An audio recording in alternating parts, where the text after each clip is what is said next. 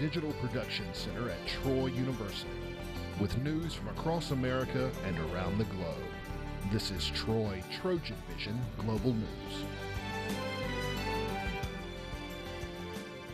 This is Troy TrojanVision Global News, where we will give you a look at what's happening across the nation and around the world. I'm Sherry Kotzum, and here's what's making the news on September 9th, 2014.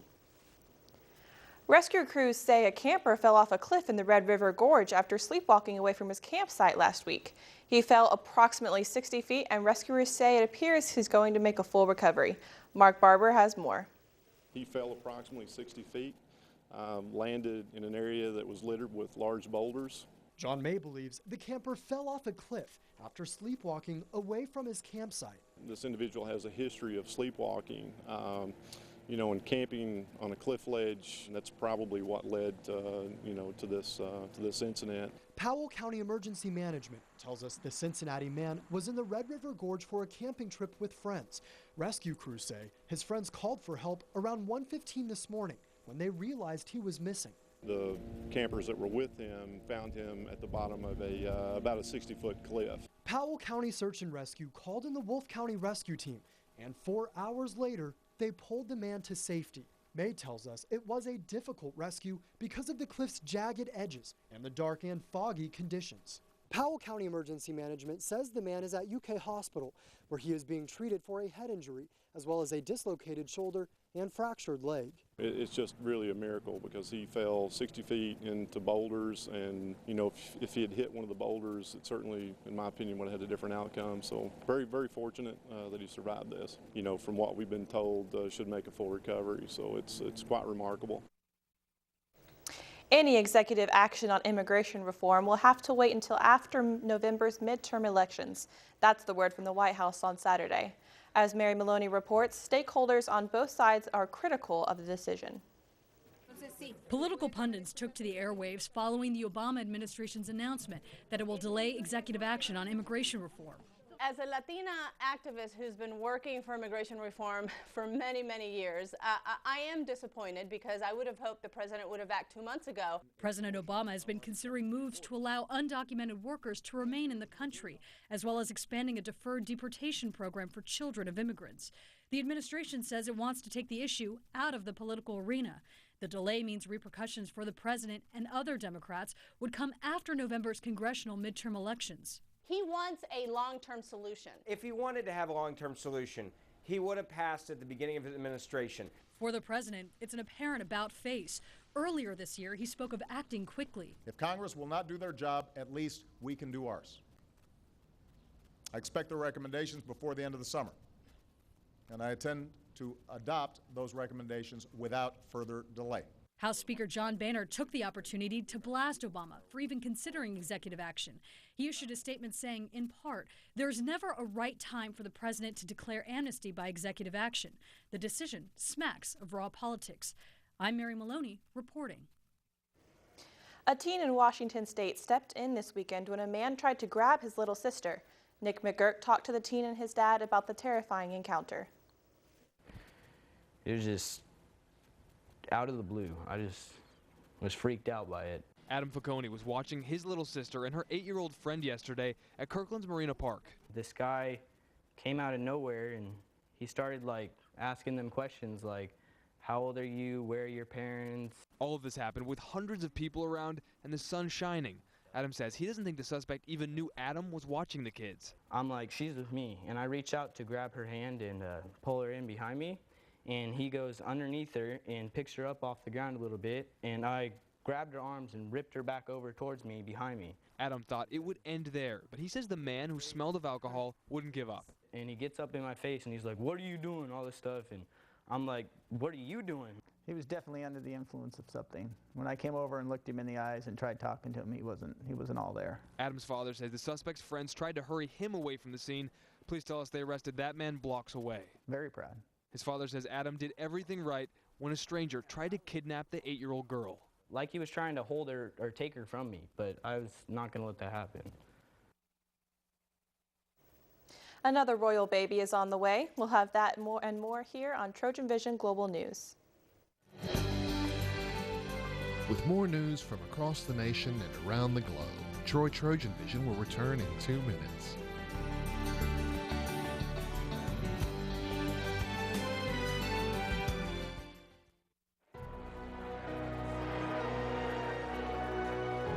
This is Dr. Daniel Smith.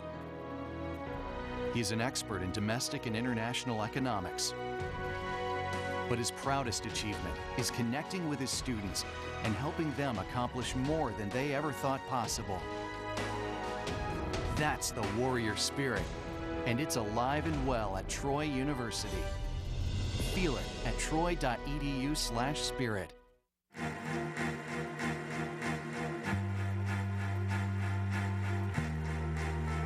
Coming home can be hard if you're a veteran of Iraq or Afghanistan. You may feel like you're all alone. But you're not alone. At iava.org, your fellow vets are all around you.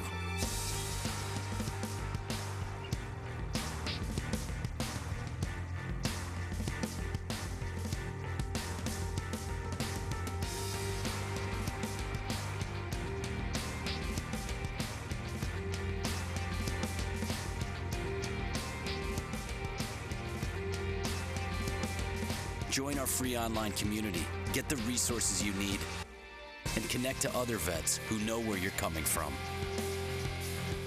iava.org. We've got your back.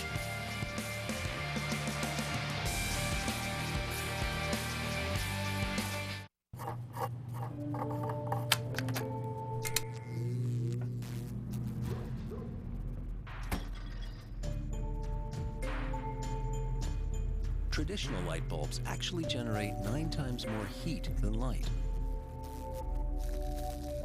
Switch to Energy Star light bulbs, and you'll realize just how much cash you were really burning through. Saving energy saves you money. Learn more at energysavers.gov. Keeping you up to date with news from around the globe, this is Troy Trojan Vision Global News. There is another royal baby on the way. Buckingham Palace has announced that the Duke and Duchess of Cambridge are expecting for a second time. He or she will be fourth in line for the British throne. The palace says that the Queen and members of both families are delighted with the news. CNN's royal correspondent Max Foster has the details. The Duke and Duchess of Cambridge only found out themselves recently that the Duchess was pregnant, but she's been very sick. Acute morning sickness. She suffered before with Prince George, and it's bad again. She's actually confined to Kensington Palace with doctors at her side, but it's not quite as bad as last time, but she hasn't been rushed into hospital. Also, Prince William doesn't seem to be overly concerned because he carried on with an engagement in Oxford. But they knew that people would be asking questions. Why wasn't his wife at his side when she was due to be? So they wanted to be fully open with the public and inform them of her pregnancy. As I understand it, she's not 12 weeks pregnant yet, so it's very early days. They're going to take this carefully. She has got engagements coming up. She'll probably cancel a few of them, but we will see her occasionally, see how she's doing over the next few months. By our calculation, she's due around April next year. Will it be a little brother or a little sister for Prince George? Max Foster, CNN London. The terror group ISIS has released a new video of its fighters in combat. This comes as President Obama plans to announce his long-term plan to defeat them in Iraq and Syria. Jim Sciotto has the details. A new ISIS video shows the terror group's threat in alarming detail. Filming from their own drones in the sky, ISIS takes a Syrian airbase with military precision. Fearing the same success against the crucial Haditha Dam in central Iraq, the U.S. military launched yet another punishing air campaign to halt their progress. Now, President Obama will outline on Wednesday a longer-term battle plan, lasting, U.S. officials tell CNN, as long as 3 years. We are going to be able to not just blunt the momentum of ISIL, we are going to systematically degrade their capabilities. We're going to shrink the territory that they control, and ultimately we're going to defeat them. Phase 1, airstrikes in Iraq against ISIS targets, a campaign already underway. Phase 2, train and equip Iraqi and Kurdish forces to defeat ISIS on the ground. Phase 3, eliminate ISIS safe havens inside Syria. And the U.S. will attempt to build a broad coalition to combat ISIS, including in the region, with Secretary Kerry visiting there this week to help recruit allies in the fight. Already, Canada, like the U.S., is sending military advisors to assist Kurdish forces. The UK, Germany, and Italy are sending weapons to the Kurds, and Australia is providing airlift capacity. Together, it is an unprecedented campaign, unlike even the assault on al-Qaeda, which is at 13 years and counting. IS is fundamentally different. They have held a lot of territory. They have a military structure and organization, so they present more of a target. The question arises, what will happen after the military targets are destroyed, after the tanks are gone, after the armored personnel carriers are gone? Where do we take the campaign from there? The president will be acting with greater American public support for military action. A new CNN poll found that 50% of Americans say they are ready and willing for military action as a general rule, and 90% say they see ISIS specifically as a threat to the U.S. Jim Sciutto, CNN, Washington. It is exactly 6 months to the day since Malaysia Airlines flight MH370 vanished en route from Kuala Lumpur to Beijing, carrying 239 people on board. The families of the missing MH370 passengers say they are not satisfied with the investigation and continue to demand answers. But as David McKenzie reports, those speaking out in China say they are facing fierce government intimidation. For weeks and now for months, all they've had to cling on to was hope. Their loved ones seemingly vanished. Dai Shu-chin lost 3 generations of her family on flight MH370. Zhang Lishui lost his beloved sister. After all this time, he's still searching. I can't give up looking for her until the truth comes out, he says. There's nothing else I lived for. But now the victims of this tragedy say they've become targets of a sustained campaign of intimidation by the Chinese authorities. They've been detaining people over and over, says Dai. And details are just emerging of one of the worst incidents. Family members say that they came to this part of Beijing to get assistance from Malaysian Airlines. They said when the office closed, they stayed. But police swooped in and used uncompromising violence. A few dozen police came, says Zhang. They say we weren't allowed to say anything. They threatened us, including young children. They took 18 of us away to interrogate us. He shows us where the police kicked him repeatedly, leaving deep scars. They detained him for 4 hours and died for a full day, she says, for violating the law. Both the local police and Malaysian Airlines refused to comment on the incident. Malaysian Airlines and the Chinese government have repeatedly said they will do anything they can to help the families. Earlier this year, the Communist Party encouraged protests by the families against the Malaysian embassy. Now, when they have questions, family members say they are told to keep quiet. And family leaders say they've been silenced.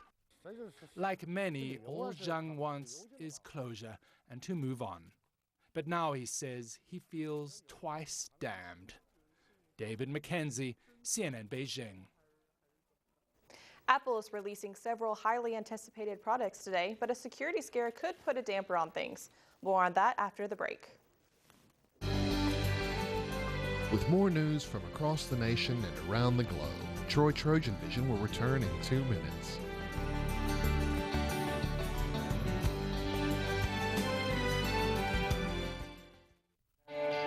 We are America's swim team, united by goggle marks, dry skin, and webbed feet.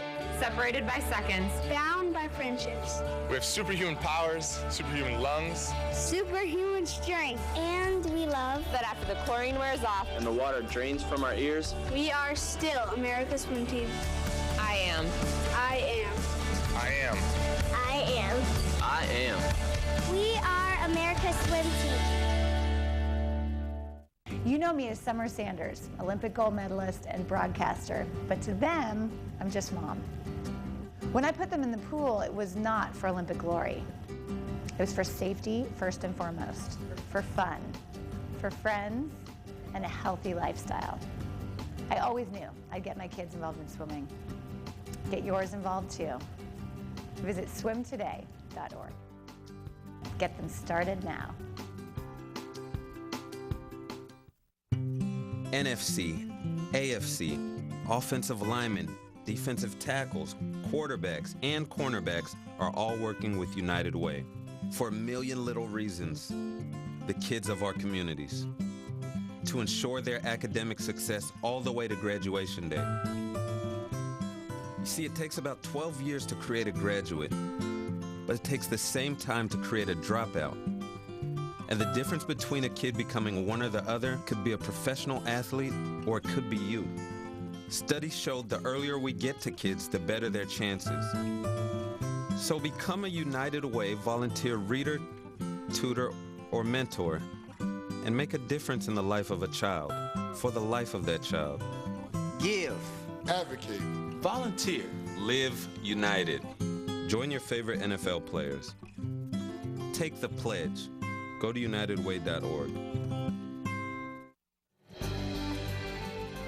Now, news for your life from Troy TrojanVision Global News.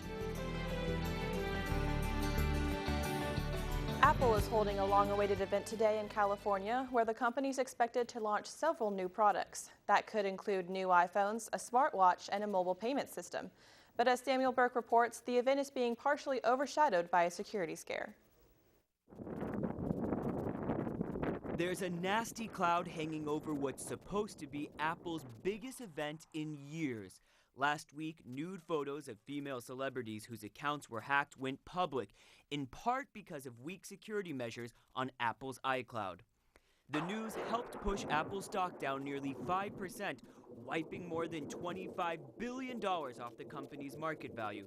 The last time Apple unveiled a completely new product was the iPad back in 2010. What this device does is extraordinary. It's been 4 very long years since then, and investors are eager for CEO Tim Cook to finally deliver the first brand new device under his helm.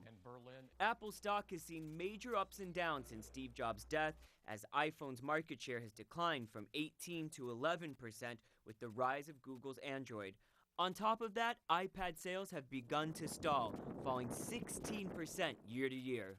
The clock's been ticking as tech watchers have waited and waited for Apple to deliver its first wearable technology.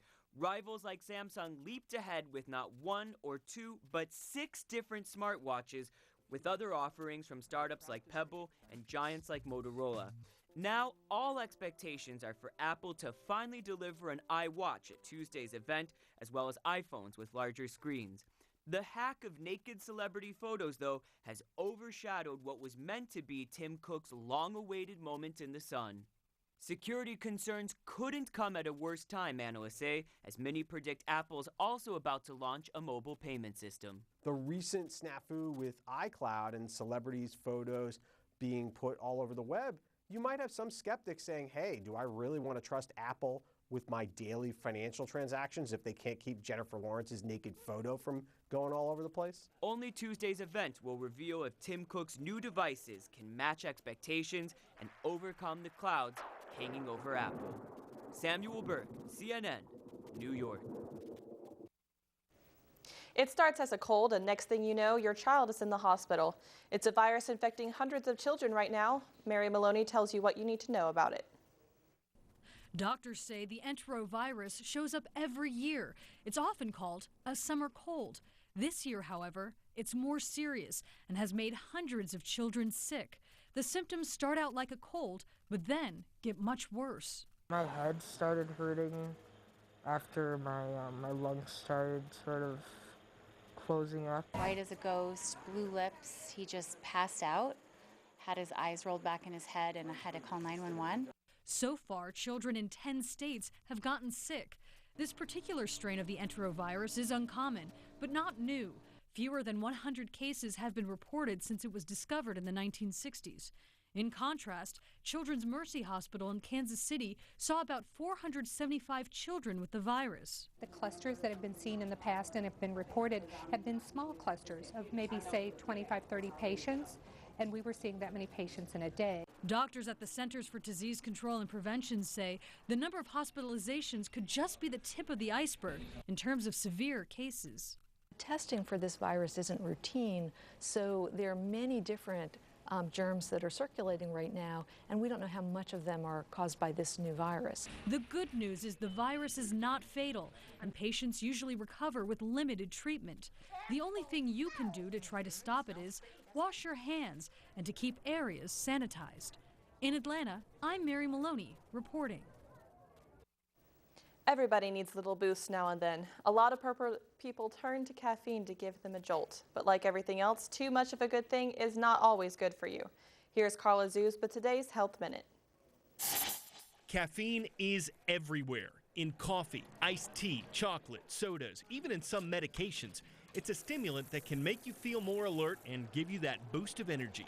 It increases blood flow to the muscles, opens up your lungs. It gives increased performance. But when you consume too much of it, caffeine can cause major health problems. On average, most people can handle about 300 to 400 milligrams of caffeine per day. That's about what's in 3 to 4 6-ounce cups of coffee. What's concerning these days is more and more products contain larger amounts of caffeine. Energy drinks, supplements, even powdered caffeine contains way more of the substance than any cup of coffee. For example, the FDA warns 1 teaspoon of powdered caffeine is equivalent to 25 cups of coffee. When they take what they think is a dose, it's 10, 15, 20 times what they're expecting. Consuming more than 1,000 milligrams of caffeine could lead to some serious side effects like an irregular heartbeat, nausea, tremors, insomnia, and in some rare situations, death. So beware of what you're drinking. Best way to avoid caffeine overdose is to check the ingredients just to see how much caffeine you're taking in. For today's Health Minute, I'm Carl Azus. Free wedding rings, purses made out of dog hair, and deer on the Golden Gate Bridge. Stay tuned for some of the lighter side of news next on TrojanVision Global News. With more news from across the nation and around the globe, TrojanVision will return in 2 minutes.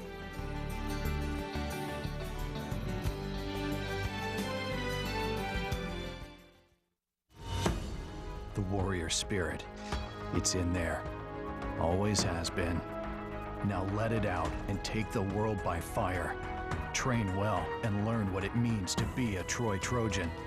Walk with confidence, conquer, claim territory, and climb ladders. Know that you have the power to stand alone, but the comfort of knowing that you'll never have to. Discover your inner warrior. Find it at troy.edu/spirit. Can I have $1? Yeah, it's right. I think my purse is upstairs on the bed. It's not here. Check the dining room. No. What about your sister's room? It's not there either. The upstairs closet? The downstairs closet? There are no more closets. Moms everywhere are finding ways to keep kids active and healthy. Get ideas, get involved, get going at letsmove.gov. Do you like this top? It's so gay. Really? Yeah, it's totally gay. You know, you really shouldn't say that.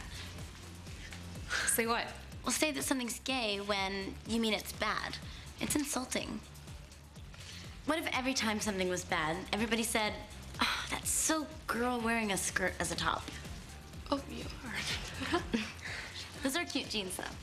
When you say that's so gay, do you realize what you say? Knock it off.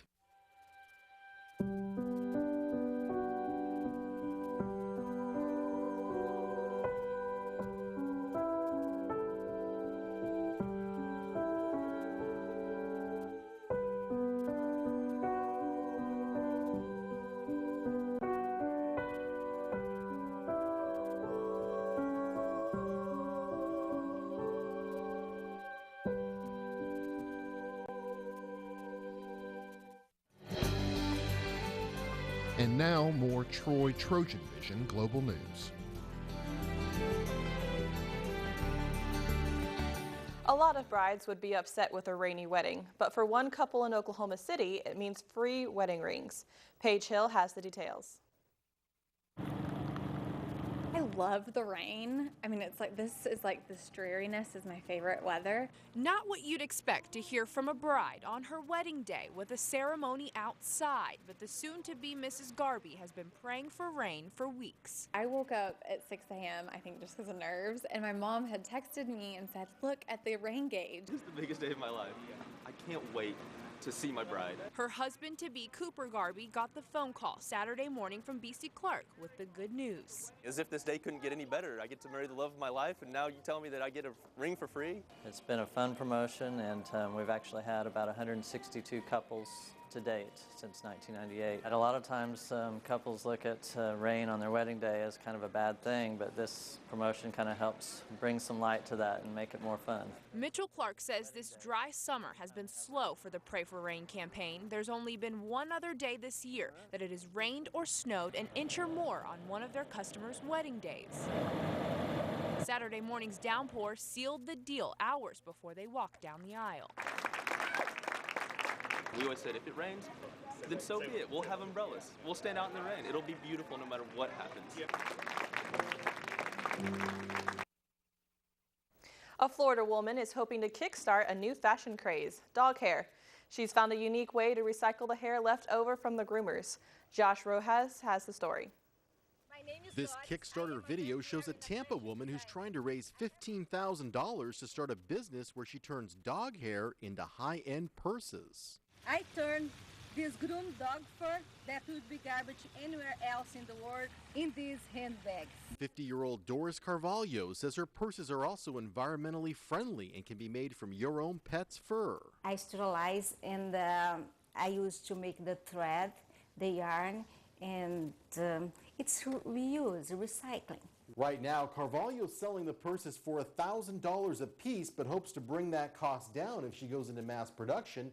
Carvalho says it takes about 50 hours a week just to complete one purse. I hope in future I can make like cheaper and sell much cheaper. Carvalho says she worked as a veterinarian in Brazil and took fashion design classes. The dog fur purses combine both of her passions. The yarn that the dog's fur is turned into is as soft as any other and adds value to sustainable society.